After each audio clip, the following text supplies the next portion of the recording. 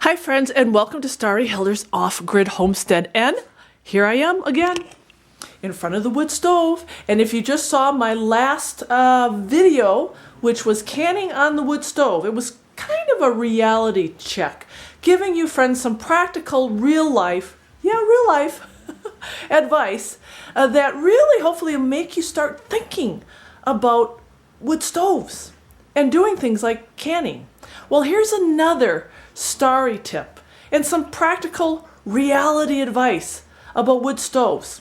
And I'm sure many of you who have a wood stove inside your house already get this, so I'm kind of preaching to the choir. But this really is for all you newbies who have been asking things like, what kind of wood stove do you have? And they ask a lot of wood stove questions. So one of the things that you're going to have to kind of keep in your back of your mind when you build your homestead or you move into a homestead and you buy a brand new, say this is a Kitchen Queen wood stove, there's other brands.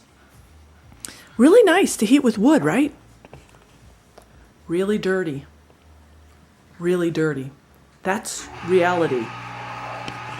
And wood stoves.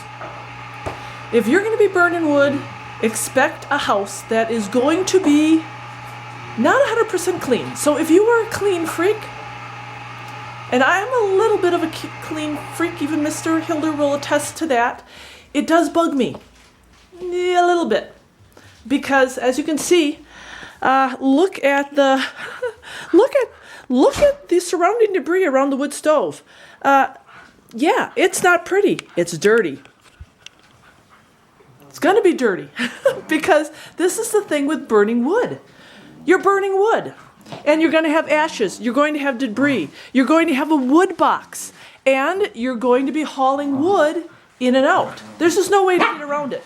You know, we even keep our wood, you can see, out here on the porch. So we keep it nice and close so we don't have very far to go, right?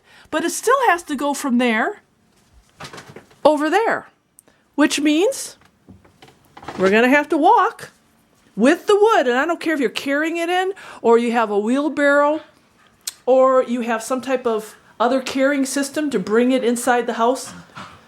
It's going to be dirty. You're going to track the floors full of dirt because you're going to have muddy boots. You're going to have bark from the wood that you're carrying in. It's just going to be dirty. And the other reality of burning wood is it creates a lot of dust.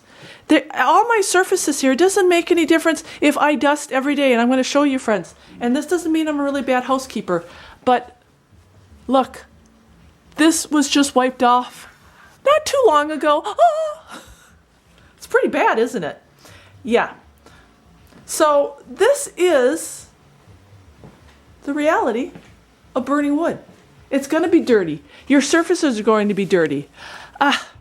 And it doesn't make any difference really what brand wood stove you have.